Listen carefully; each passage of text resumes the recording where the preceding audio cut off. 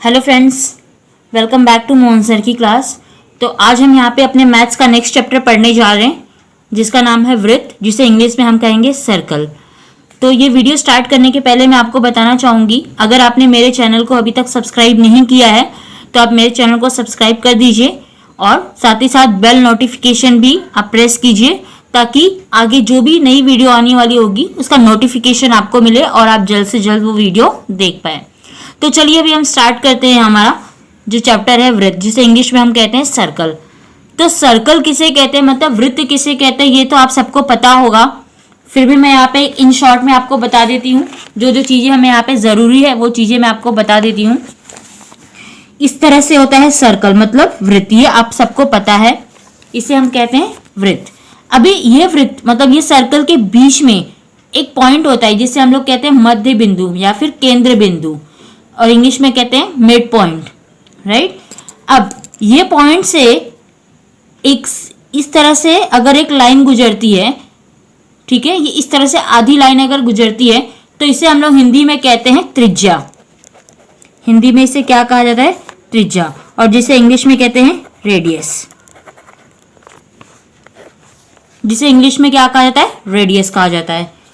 ध्यान रखिए, mid point से लेके जो सर्कल को टच करती है इस तरह से हाफ लाइन, चाहे वो इस तरह यहाँ पे हो, यहाँ पे हो, यहाँ पे हो, कहीं पे भी हो सकती है, लेकिन वो मिड पॉइंट और सर्कल को टच करती हुई होनी चाहिए। तो उसे हम क्या कहेंगे, त्रिज्या, मतलब रेडियस। अब ये हो गया त्रिज्या। अब दूसरा होता है एक ऐसी फुल लाइन जो मिड पॉइंट को मतलब मध्य बिंदु को क्रॉस करते हुए पूरी तरह से मिल जाती है, उसे हम लोग क्या कहते हैं हिंदी में, व्यास, और जिसे इंग्लिश में कहा जाता है डायमीटर्स। ठीक है, ये हो गया त्रिज्या, ये हो गया डायमीटर्स, ये हो गया मिड पॉइंट मतलब केंद्र बिंदु। अब एक ऐसी रेखा जो कि इस पॉइंट को टच करते हुए नहीं जाती है, मतलब ये जो पॉइंट है, जो मिड पॉइंट है, ये जो केंद्र बिंदु है, इसको टच करते हुए नहीं जाती है, उसे हम लोग हिंदी में कहते हैं जीवा। तो अभी हमें फिलहाल इस प्रश्न संग्रह में जो आगे देखने की जरूरत है वो है त्रिज्या और व्यास। और इसके साथ साथ यहाँ पे एक चीज और है जो मैं आपको बताती हूँ। यहाँ पे हमें क्वेश्चन में दिया जाएगा, जो भी डिटेल हमें दी जाएगी वो डिटेल हमें अच्छे से पढ़नी है, और उसके बाद हमें पूछा जाएगा परिधि निकालने के लिए। परिधि को हम लोग इंग्लिश में कहते हैं सर्कमफ्रेंस। परिधि को हम लोग इंग्लिश में कहते हैं सर्कमफ्रेंस। अभी सर्कमफ्रेंस का दो फॉर्मूला है, वो फॉर्मूला मैं आपको बता देती हूँ, लेकिन उससे पहले मैं आपको बताना चाहूंगी जो त्रिज्या है, त्रिज्या को हम यहाँ पे किससे दर्शाएंगे, आर से। और जो हमारा व्यास है, व्यास को हम लोग दर्शाएंगे डी से। और उसके बाद जो हमारी परिधि या फिर हमें दी होगी या तो फिर हमें क्वेश्चन पूछा गया होगा परिधि ज्ञात करो, तो उसे हम दर्शाएंगे सी से। मतलब ये इंडिकेट है, त्रिज्या को इंडिकेट करेंगे आर से, व्यास को इंडिकेट करेंगे डी से, और परिधि को इंडिकेट करेंगे सी से। ठीक है, तो ये इंडिकेशन आपको समझ में आ गया। इसी के बेस पे हमारा क्या फॉर्मूला है। तो सबसे पहला हमारा जो फॉर्मूला है वो हम देख लेते हैं। तो हमारा ये जो फर्स्ट फॉर्मूला है C equal to pi D. अब ये आप बोलोगे ये क्या है, इसे हम बोलते हैं pi, C equal to pi D. और दूसरा जो है हमारा C equal to 2 pi are.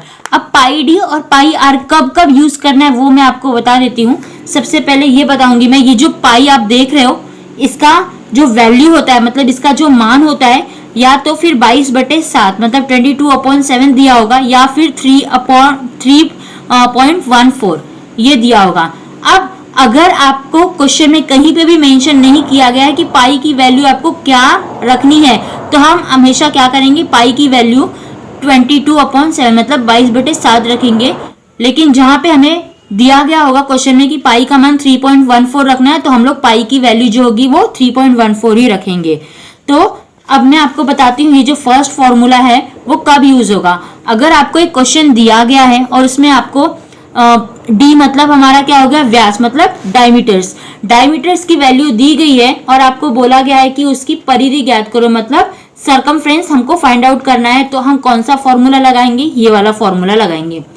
लेकिन अगर हमें क्वेश्चन में दिया है आर मतलब त्रिज्या, दैट मीन्स रेडियस। अगर हमें रेडियस दिया है और हमें बोला गया है कि परिधि ज्ञात करो, मतलब सर्कमफ्रेंस हमको फाइंड आउट करना है, तो हम कौन सा फॉर्मूला लगाएंगे? C equal to 2 pi R, मतलब C बराबर 2 पाई आर का सूत्र हम लोग लगाएंगे। ठीक है, तो ये दोनों आपको फॉर्मूला ये ध्यान में रखना है कि कब कब ये लगेगा। एक सिंपल सा यहाँ पे लॉजिक बताती हूँ। D तब लगेगा जब हमें D क्वेश्चन में दिया गया होगा, मतलब व्यास अगर हमें दिया है, डायमीटर्स अगर हमें क्वेश्चन में दिया है तो हम ये वाला फॉर्मूला लगाएंगे, अगर नहीं दिया है तो ये फॉर्मूला नहीं लगेगा। और ये वाला फॉर्मूला तब लगेगा जब रेडियस मतलब त्रिज्या अगर हमें क्वेश्चन में दी गई है तो हम ये वाला फॉर्मूला लगाएंगे। ठीक है, तो चलिए अब हमारा क्वेश्चन हम स्टार्ट करते हैं प्रैक्टिस सेट का। तो हमारा प्रैक्टिस सेट देखिए, हमारा प्रश्न संग्रह 42 मतलब प्रैक्टिस सेट 42 का हमारा फर्स्ट क्वेश्चन दिया है। त्रिज्या देखिए यहाँ पे कॉलम्स में आपको दिया है, त्रिज्या आर दिया है, व्यास दिया है और परिधि दी गई है। तो चलिए सबसे पहला क्वेश्चन, हमें त्रिज्या दिया गया है, व्यास हमको नहीं पता है और परिधि हमें फाइंड आउट करना है और व्यास फाइंड आउट करना है। तो अभी आप बोलोगे कि यहाँ पे कौन सा फॉर्मूला लगेगा, लेकिन यहाँ पे मैं आपको एक चीज बताती हूँ जो आप ध्यान में रखिए। जो हमारा आर होता है वो हमेशा हाफ होता है किसके? डी के, मतलब 1/2 into D. For example D की वैल्यू दी है 14, राइट? तो हम लोग डी की वैल्यू फाइंड आउट करेंगे, आर इक्वल टू 1/2 इंटू 14। तो 2 से 14 डिवाइड हो जाएगा, 2 1 जा 2, 2 7 जा 14, मतलब हमारी आर की वैल्यू आ जाएगी 7।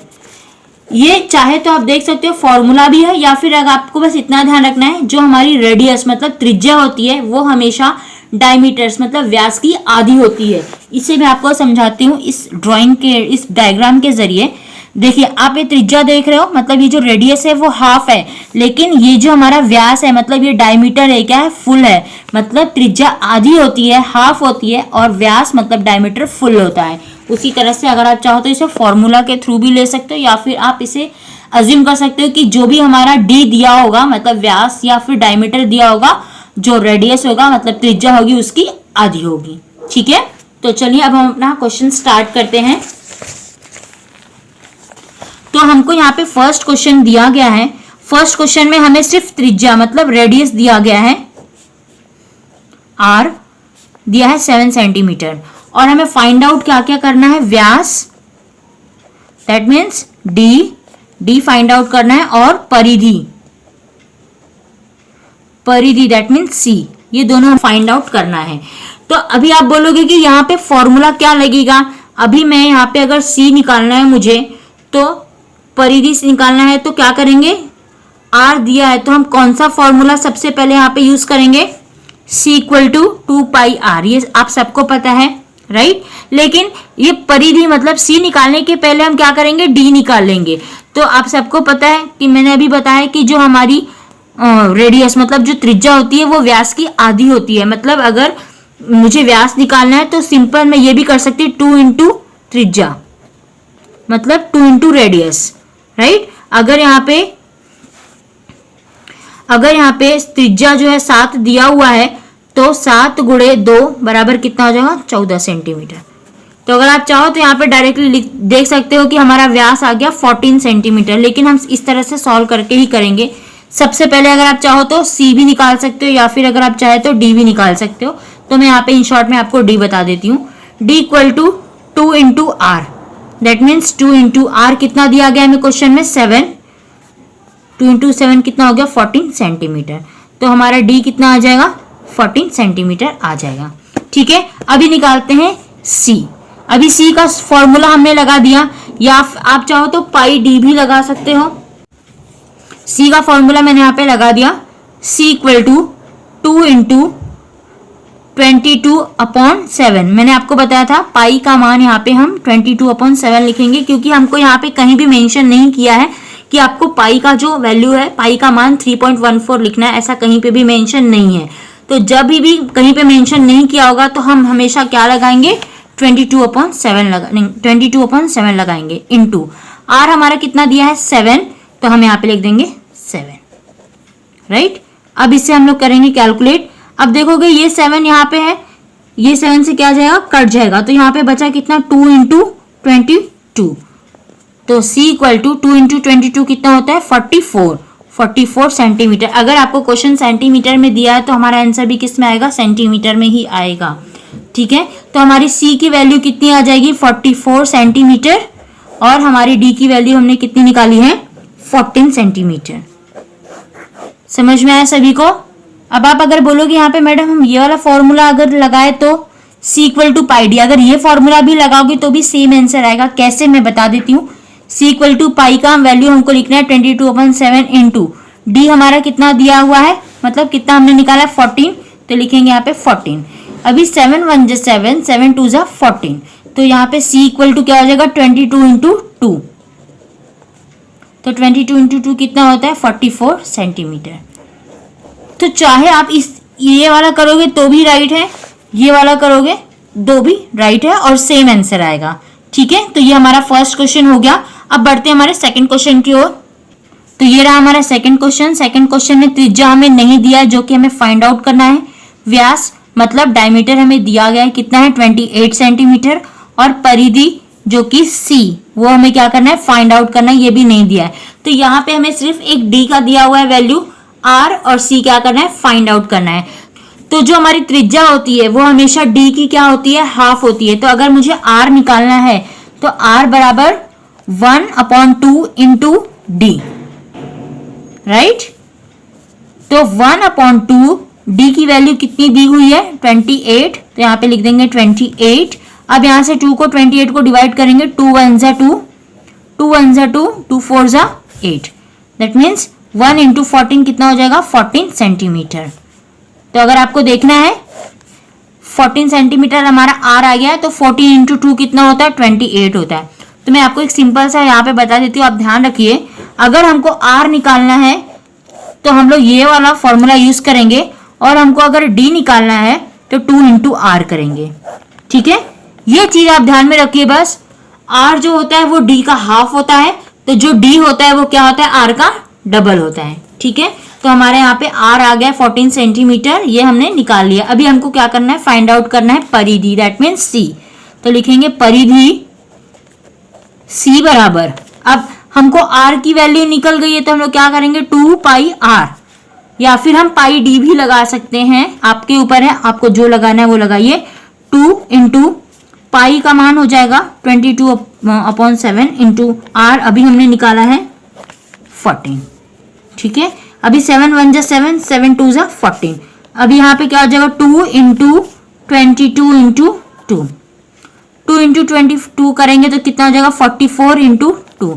44 में 2 को अगर हम मल्टीप्लाई करेंगे तो 4 2 जा 8, 4 2 जा 8, तो हमारा C कितना आ गया 88 सेंटीमीटर। तो ये वाले से हमारा 2 पाई R अगर हमने लगाया तो 88 आया। मैं आपको पाई D भी लगा के दिखा देती हूँ, वैसे आपको कोई भी एक करना है, दोनों जरूरी नहीं है। C equal to pi D, तो चलिए पाई की वैल्यू हम रखेंगे 22/7 इंटू D की वैल्यू हमें यहाँ पे क्वेश्चन में दी गई थी 28, तो यहाँ पे हम लिखेंगे 28। ठीक है, 7 1 जा 7, 7 के टेबल में 28 कितनी बार आता है 4 टाइम, राइट। 7 4 जा 28, अब यहाँ पे क्या आ गया 22 इंटू 4, सेम 4 2 जा 8, 4 2 जा 8, 88 सेंटीमीटर, राइट। तो आपके ऊपर डिपेंड करता है कि आप चाहे तो ये भी फॉर्मूला लगा सकते हो या फिर ये भी फॉर्मूला आप लगा सकते हो। ठीक है, तो ये हमारा सेकंड क्वेश्चन भी यहाँ पे फिनिश हो गया। हमारा थर्ड क्वेश्चन और फोर्थ क्वेश्चन सेम है, लेकिन यहाँ पे आप देखोगे तो दशमलव में दिया हुआ है, तो मैं आपको दशमलव वाला ही करके दिखा देती हूँ ताकि आपको कोई भी डाउट ना हो। ठीक है, तो ये वाला हम करते हैं। तो चलिए देखते हैं हमारा जो थर्ड क्वेश्चन है उसमें त्रिज्या दैट मीन्स R हमको नहीं दिया है, फाइंड आउट करना है। व्यास भी नहीं दिया है, फाइंड आउट करना है। परिधि C इक्वल टू कितना दिया है 72.6 सेंटीमीटर, राइट, ये हमको दिया गया है। तो अभी हमको यहाँ पे सिर्फ परिधि that means C, right, that means यहाँ पे हमको क्या दिया है सर्कमफ्रेंस ही दिया हुआ है। हमें ये दोनों चीज फाइंड आउट करनी है। अगर ये दोनों चीजों में से कोई भी एक चीज हमें अगर मिल जाएगी तो दूसरी ऑटोमेटिक मिल जाएगी। कैसे, अगर हमें त्रिज्या मिल गई दैट मीन्स रेडियस मिल गया तो इसका डबल होता है व्यास, दैट मीन्स डायमीटर इसका डबल होता है। अगर हमें व्यास डायमीटर मिल गया तो इसकी हाफ होती है त्रिज्या, दैट मीन्स रेडियस उसकी हाफ होती है, तो ये भी मिल जाएगा। तो ये दोनों में से कोई भी हमें एक मिल जाए तो हमें दूसरा ऑटोमेटिकली मिल जाएगा। तो चलिए हम यहाँ पे फॉर्मूला लगाते हैं। सी का फॉर्मूला कुछ भी लगा सकते हैं, 2 पाई आर लगा सकते हैं या फिर पाई डी। तो हम चलिए सबसे पहले पाई डी लगा के ही देख लेते हैं। सी इक्वल टू पाई डी। अभी सी की वैल्यू हमें हमेशा हम फाइंड आउट करते थे, लेकिन यहाँ पे हमें दिया हुआ है तो हम लोग लिखेंगे सी की वैल्यू दी है 72.6 इक्वल टू पाई की वैल्यू लगानी है 22/7 इंटू डी की वैल्यू नहीं दी है तो डी को हम वैसे का वैसा ही लिख देंगे। ठीक है, अभी ये 7 यहाँ पे डिवाइड के फॉर्म में है, अगर वो इक्वल टू के इस साइड जाएगा तो वो क्या हो जाएगा, मल्टीप्लाई हो जाएगा।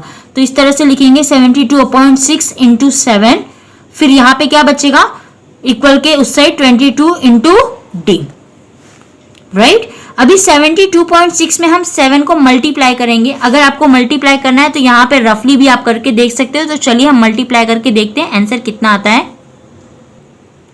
तो हमारा जो आंसर आया है इतना आया है आंसर, लेकिन हमें यहाँ पे क्या करना है, दशमलव भी हमें लगाने। दशमलव कितने, एक संख्या के बाद दशमलव है, तो हम आंसर में भी एक संख्या के बाद दशमलव लगाएंगे। तो हमारा जो आंसर आएगा 508.2। तो हम यहाँ पे लिखेंगे 508.2 बराबर 22 गुणे डी। 22 यहाँ पे क्या है, मल्टीप्लाई में है, अगर वो इक्वल टू के इस साइड आ जाएगा तो क्या हो जाएगा, डिवाइड हो जाएगा। तो 508.2 अपॉन 22 इक्वल टू यहाँ पे क्या बचेगा, डी। तो चलिए हम इसे काटेंगे। तो सबसे पहले ये देखेंगे हम, अगर आप चाहो तो इसे 2 से भी काट सकते हो या फिर डायरेक्टली 11 से भी काट सकते हैं हम इसे। अगर आपको यहाँ पे भाग देने नहीं आया तो आप इस तरह से यहाँ पे भाग दे के देख सकते हो। 508.2 यहाँ पे मैं 2 से पहले 22 से भाग देना है। 2 से अगर मैं यहाँ पे दूंगी तो 2 एकम 2, 2 एकम 2। अब यहाँ पे मैं 2 से इसको भाग दे के देखती हूँ। 2 दूनी कितना हो जाएगा, 4। 5 में से 4 गया, कितना बचा, 1। ये 0 उठाएंगे तो कितना हो जाएगा, 10। अब 2 के पाड़े में 10 कितनी बार आता है, 5 बार। तो 2 पंचे 10, 0 0। अब ऊपर से उतारूंगी मैं 8, तो 2 के पाड़े में 8 कितनी बार आता है, 4 बार। तो 2 चौक 8, 0 हो गया। अब दशमलव यहाँ पे दिया है तो यहाँ पे भी दशमलव लगा देंगे, और ये 2 यहाँ पे है तो उतार लेंगे। तो 2 एकम 2, 0। तो हमारा कितना है कट करने के बाद यहाँ पे 254.1, और नीचे कितना है, 11। अब सीधा इसको 11 से भाग देंगे, मतलब आप चाहे तो यहाँ पे लिख सकते हो ताकि आपको कोई ये ना हो, कंफ्यूजन ना हो। बटे 11 बराबर टी। तो चलिए अब इसको इसमें भाग दे के देखते हैं। 254/1 और यहाँ पे 11। तो 11 एकम 11, 11 दूनी 22, 11 3 33 ज्यादा होता है, 11 दूनी 22। कितना हो जाएगा, 5 में से 2 गया, 3, यहाँ पे 0, ऊपर से उतार देंगे 4 हो गया। 11 3 33, 1 0। अब यहाँ पे पॉइंट है, यहाँ पे पॉइंट दे देंगे, ऊपर से उतार देंगे हम 1। 11 एकम 11 माइनस करेंगे तो कितना आ जाएगा, 23.1। यहाँ पे लिखेंगे 23.1। तो अगर d की वैल्यू हमारी कितनी आ गई है, 23.1। ये d की वैल्यू हमारी आ गई है, तो ये हमारी d की वैल्यू आ गई 23.1। अभी हमको क्या करना है, r की वैल्यू निकालनी है। तो मैंने आपको बताया था r जो होता है वो d का क्या होता है, हाफ होता है। दैट मीन्स यहाँ पे अगर फॉर्मूला लगाना चाहो तो r equal to 1/2 into D, right. तो करेंगे यहाँ पे 1/2 इंटू डी, कितना निकाला है, 23.1। तो अब इसको इससे डिवाइड करना पड़ेगा। तो चलिए यहाँ पे मैं डिवाइड करके भी आप लोगों को दिखा देती हूँ। 23.1 और यहाँ पे 2, 2 1 जा 2, कितना हो गया, 0। 3 उतारेंगे, 2 1 जा 2, 1 हो गया। अभी पॉइंट है तो यहाँ पे पॉइंट दे देंगे और यहाँ पे 1 उतार लेंगे इसको। अब यहाँ पे 2 के टेबल में 11 नहीं आता है, 5 टाइम्स आएगा। 2 5 जा 10, 11 में से 10 गया, 1 बचा। अब यहाँ पे कोई नंबर्स नहीं है आगे, लेकिन हमने अगर यहाँ पे आंसर में पॉइंट लगा दिया है तो हम यहाँ पे 1 0 बढ़ा सकते हैं, इंक्रीज कर सकते हैं। तो 2 के टेबल में 10 कितने टाइम आता है, 5 टाइम। 2 5 जा 10, 0 0, मतलब हमारा आंसर कितना है, 11.55। 11.55 आप चाहो तो देख सकते हो। 11.55 को अगर 2 में मल्टीप्लाई करोगे तो इतना ही आंसर आएगा। चाहे तो यहाँ पे रफली करके देख सकते हो। तो r की वैल्यू आ जाएगी 11.55 सेंटीमीटर, और यहाँ पे भी सेंटीमीटर लगाना है हमें। ठीक है, तो ये थर्ड क्वेश्चन होगा जो कि इस तरह से दशमलव में था, मतलब डेसिमल में था, इसलिए मैंने आपको ये वाला करके दिखाया। लेकिन उसके ऊपर जो है वो डेसिमल में नहीं है, तो ये आपको खुद करना है, ठीक है। तो ये हो गया हमारा सेकंड क्वेश्चन। हम देखते हैं सेकंड क्वेश्चन दिया है किसी वृत्त की परिधि दी है 176 सेंटीमीटर, तो उसकी त्रिज्या ज्ञात करो। तो अभी हमको यहाँ पे परिधि दिया हुआ है और हमको त्रिज्या पूछा है निकालने के लिए, तो चलिए देख लेते हैं फटाफट। तो देखिए हमारा जो सेकंड क्वेश्चन है वो वृत्त की परिधि, दैट मीन्स यहाँ पे क्या दिया हुआ है हमको, सरकमफ्रेंसेस दिया हुआ है 176 सेंटीमीटर और त्रिज्या दैट मीन्स रेडियस हमको क्या करना है, फाइंड आउट करना है। तो अब आप बोलोगे यहाँ पे कौन सा फॉर्मूला लगेगा, क्या ये फॉर्मूला लगेगा C equal to pi D, या फिर ये फॉर्मूला लगेगा C equal to 2 pi R. तो मैंने जब आपको स्टार्टिंग में जब फॉर्मूला बताया था तभी मैंने आपको बताया था अगर हमें क्वेश्चन में C दिया हो या अगर R फाइंड आउट करने को बोला, यहाँ पे कहीं आपको D दिखाई दे रहा है क्या, नहीं दिखाई दे रहा है, दैट मीन्स ये वाला फॉर्मूला नहीं लगेगा यहाँ पे। यहाँ पे कौन सा फॉर्मूला लगेगा, 2 पाई आर, क्योंकि R हमको फाइंड आउट करना ही है और C की वैल्यू हमें दी गई है। तो हम कौन सा फॉर्मूला लगाएंगे, ये वाला। तो चलिए लगाएंगे formula C equal to 2 pi R. अभी C की वैल्यू दी है 176 सेंटीमीटर, लिखेंगे 176 इक्वल टू 2 इंटू पाई की वैल्यू क्या रखनी है 22/7, क्योंकि हमें क्वेश्चन में कहीं पे भी मेंशन नहीं किया है कि 3.14 रखनी है। हो गया 22/7 इंटू आर की वैल्यू फाइंड आउट करनी है, इसलिए आर को वैसे का वैसा ही लिखेंगे। वो क्या हो जाएगा, ये 7 जो है वो क्या है यहाँ पे डिवाइड के फॉर्म में है, अगर वो इक्वल के इस साइड आएगा तो वो क्या हो जाएगा, मल्टीप्लाई हो जाएगा। तो 176 into 7 equal to 2 into 22 into R. तभी 176 में हम लोग 7 को मल्टीप्लाई करेंगे और कितना आंसर आता है देखेंगे। तो हमने यहाँ पे मल्टीप्लाई किया तो हमारा आंसर कितना आ गया 1232 इक्वल टू, अभी यहाँ पे 2 में 22 को अगर मल्टीप्लाई कर देंगे तो क्या आ जाएगा 44 इंटू आर। अभी ये 44 यहाँ पे क्या है, मल्टीप्लाई में है, अगर वो इक्वल के इस साइड आएगा तो वो क्या हो जाएगा, डिवाइड हो जाएगा। That means 1232 upon 44 equal to यहाँ पे बचेगा सिर्फ आर। तो चलिए अब हम इसे डिवाइड करते हैं। तो सबसे पहले हम देख, इसको अगर आप चाहो तो 2 से या फिर 4 से भी कट कर सकते हो, लेकिन अगर चाहो तो 11 से भी डायरेक्ट कर सकते हैं। तो 11 4 जा 44। अभी इसमें मुझे 11 को डिवाइड करना है, तो हम यहाँ पे डिवाइड करके भी देख लेंगे 11 को। 11 1 जा 11, 12 में से 11 गया 1 बचा, ऊपर से मैंने 3 ले लिया, फिर से 11 1 जा 11, 3 में से 1 गया 2 बचा, फिर यहाँ पे 0 हो जाएगा, फिर मैंने ऊपर से 2 लिया। अब 11 2 जा 22। तो यहाँ पे कट करने के बाद कितना आंसर आएगा 112 equal to R. That means यहाँ पे आएगा 112 अपॉन 4 इक्वल टू आर। अब चाहो तो आप इसे डायरेक्टली 4 से डिवाइड कर सकते हो। 4 1 जा 4, 4 2 जा 8, मतलब 4 दूनी 8, 4 3 12 नहीं जाएगा, तो 11 में से 8 गया, कितना बचा 3 बचा, तो कितना हो गया 3 और 2 मिलके 32। अब 4 के टेबल में 32 कितनी बार आता है, 4 के पाड़े में 32 कितनी बार आता है, 4 8 32। तो हमारा आर कितना आ जाएगा 28 सेंटीमीटर। समझ में आया सबको। अब यहाँ पे क्वेश्चन में कहीं पे भी नहीं बोला था कि हमको डी निकालना है, अगर डी निकालना होता तो वो क्या हो जाता था, इसका डबल हो जाता था, लेकिन नहीं बोला है तो हम नहीं निकालेंगे, ठीक है। तो ये हमारा दूसरा क्वेश्चन भी यहीं पे खत्म होता है। उसके बाद हमारा ये जो तीसरा और चौथा ये क्वेश्चन है, वो अभी वीडियो हमारी बहुत बड़ी हो गई है, तो ये जो हमारा तीसरा और चौथा जो क्वेश्चन है वो हम अगली वीडियो में देखेंगे, ठीक है। तब तक आप इसकी प्रैक्टिस कीजिए और इसके फॉर्मूला जो मैंने आपको बताया फॉर्मूला आप ध्यान से उसे पढ़िए, ठीक है। और एक बार और बताना चाहूंगी, अगर आपने चैनल को अभी तक सब्सक्राइब नहीं किया है तो सब्सक्राइब कीजिए और बेल नोटिफिकेशन का बटन भी प्रेस कीजिए, ताकि आगे जो भी वीडियो आए वो आपको जल्दी से जल्दी और सबसे पहले मिल जाए, ठीक है। तब तक के लिए धन्यवाद, मिलते हैं हमारी अगली वीडियो में।